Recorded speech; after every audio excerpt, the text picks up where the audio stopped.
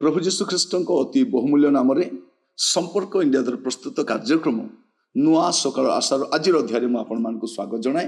प्रभु आपण मान प्रत्येक को बाहुल्य रूपे आशीर्वाद करंतु। आज जो प्रसंग में आम वाक्य आलोचना करवा, आलोच्य प्रसंग होछि तिक्ततार पूर्णछेद। तिक्ततार पूर्णछेद बेले आम जीवन में एत तिक्तता थाए, सरू न थाए, बढ़ी बढ़ी चली थाए, आमे समाप्त हो जाऊ, जो तिक्तता आम भीतर रही था। गोटे बिटरनेस नहीं कि आम बंचु, आ गोटे बिटरनेस नहीं कि मरी था।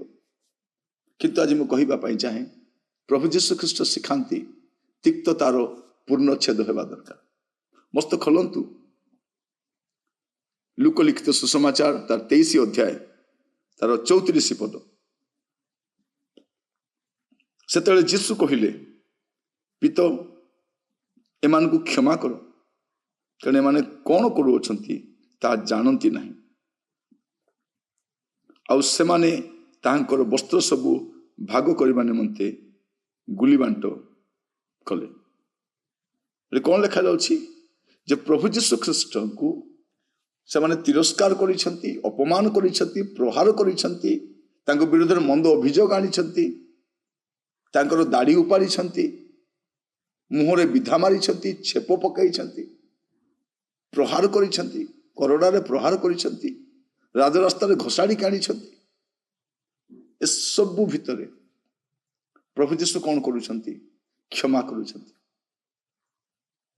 गोटे मनुष्य भाव में यह करबा बहुत कष्टकर विषय, किंतु प्रभु जीशु ख्रीष्ट मनुष्य भाव में आसिले आ करिकी देखाइले जे यह संभव अटे। आपणकर मोर जीवन रे जो माने आम प्रति जहाँ भी कटु व्यवहार करिसंती, समालोचना करिसंती, आम विरोध में गुड़े कथा कहिसंती, आमान को दुर्नाम करिसंती, आमानकर परिवार विरुद्ध में जहाँ भी करिसंती, से तिक्ततार पूर्णछेद होगा दरकार। आज दिन आपण शुभ दिन हेबो जदि आपण क्षमा करि पारिबे। आज दिन को आपण जीवन लिखिबार एटा क्षमार दिन बोली, गोटे क्षमा। कारण कौन अटे?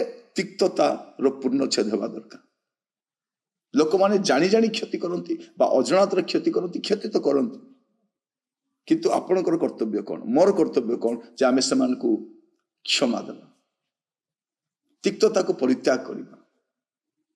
आमान जीवन में आम अनेक प्रति ए प्रकार तिक्त भाव बहन कर चलीछु जे यथा संभव आम ताकू रखीछु। आम मु भूली पारिबिनी, मु ताकू क्षमा दे पारिबिनी, मु ताकू मिसी पारिबिनी, ताकू देखिले मते इरिटेट लागुछि, मते तो एलर्जी लागुछि ताकू देखि। अनेक कथा को प्रभु जीशु को केमती लागुछि। जो लोक मुह घोड़े की विधा मारुछि से पचारछि, कह तो किए कहला? प्रभु जीशु किछि कहना, मु जानिछि तू किए। दाढ़ी उपाड़िबा लोक को जानिछंती, छेप पकाइबा लोक को जानिछंती, पछाड़ू करड़ा मारिबा लोक को जानिछंती, प्रभु सबू जानिछंती। से कहउछंती पिता एमान को क्षमा करो। प्रभु जीशु ख्रीष्ट मृत्यु पूर्वर तांकर जहाँ भी तिक्तता थिला सबू परित्याग प्रथम रे करदे। आपण मु जानू ना आमे केबे मरिबा, हठात आम जीवन में मृत्यु आसी पहुंची पारे, किंतु तिक्तता नहीं मरिबा कि, क्रोध नहीं मरिबा कि, लोक को क्षमा न दी मरिबा कि। प्रभु आज आपण को अनुग्रह करंतु या बुझीबा पाए जे आपणकर तिक्तता को आपण परित्याग करंतु। मोर प्रिय भाई भणी माने तिक्ततार पूर्णछेद होगा दरकार।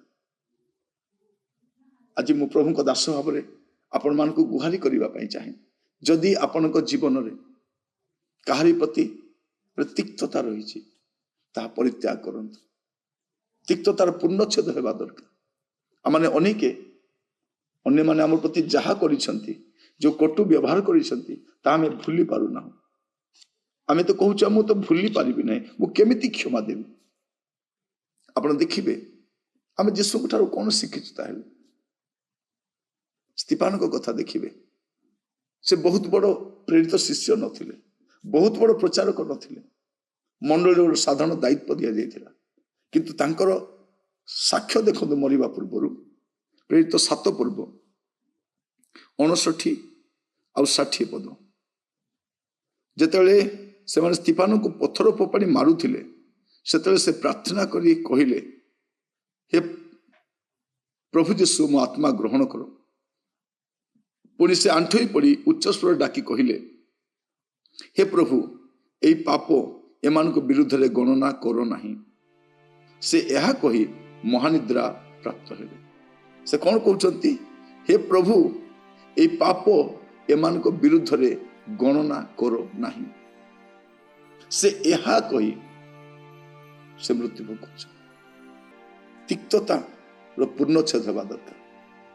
तिक्तता मु जाने ना आपण परिवार मध्य आपण बंधु वर्ग मध्य आपणकर ऑफिस स्टाफ मध्य बा स्वामी स्त्री मध्य बा घरे जीवन रे जदि तिक्तता अच्छी ताको परित्याग करंतु। तिक्त मनोभाव नहीं बंचंतु नहीं। तिक्तता सहित मृत्यु भोग करंतु नहीं। अन्य प्रति क्षमा करिवार गोटे मनोभाव आज प्रभु आमको दियंतु। आमे जो यीशु को सेवा करू से यीशु आत्मा आमको दियंतु जहा द्वारा आमे मध्य क्षमा करि पारिबु। आ आज तिक्ततार पूर्णच्छेद हो। आज विशेष दिन रे आपन जीवन रे तिक्ततार पूर्णच्छेद हेबा दरकार। प्रभु आपन को आशीर्वाद करंतु। प्रार्थना करू।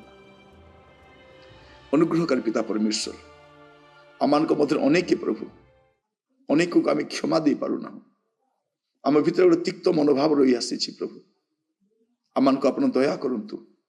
प्रभु आज जो मैंने आमर क्षति करिसंती आमर दुर्नाम करिसंती अनिष्ट करिसंती आम विरुद्ध अनेक कार्य करिसंती प्रभु आमे जानिछु से माने किए से को क्षमा देवा पाए और आम जीवन तिक्ततार पूर्णच्छेद होगा पाए साहाय्य कर।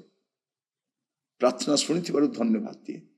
आदर महिमा गौरव आपण को दे प्रार्थना मोर प्राणर प्रिय यीशु को नाम रे मागिली आमीन।